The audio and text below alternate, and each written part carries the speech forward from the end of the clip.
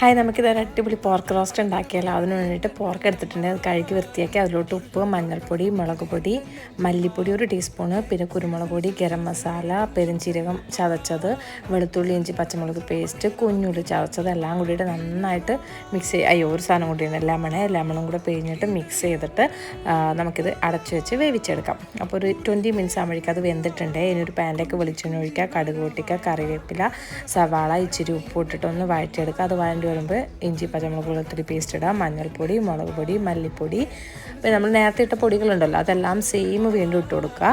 എന്നിട്ട് നന്നായിട്ട് ചൂടാക്കിയെടുക്കുക. എന്നിട്ട് ചൂടായി വരുമ്പോൾ ഇച്ചിരി വെളിച്ചെണ്ണയും കൂടെ തൂക്കി ഒന്നുകൂടെ ചൂടാക്കിയെടുക്കുക. എന്നിട്ട് നമ്മൾ വേവിച്ച് വെച്ച പോർക്ക് അതിലോട്ട് ഇട്ട് കൊടുക്കുക. നന്നായിട്ട് മിക്സ് ചെയ്യുക. കറിവേപ്പില ഇടുക, ഇച്ചിരി ചൂടുവെള്ളം കൂടി ഒഴിച്ചു കൊടുക്കുക. മിക്സ് ചെയ്ത് ലോ ഫ്ലെയിമിൽ അടച്ചു വെച്ചിട്ട് ഒരു 10 മിനിറ്റ്സ് അപ്പോഴേക്കും ഇതേ എണ്ണയൊക്കെ തെളിഞ്ഞ് വന്നിട്ടുണ്ട്. പിന്നെ കുരുമുളക്, ഗരം മസാല, കറിവേപ്പില, മല്ലിയില ഇട്ട് നന്നായിട്ട് മിക്സ് ചെയ്ത് ഓഫാക്കുക. Pork roast ready.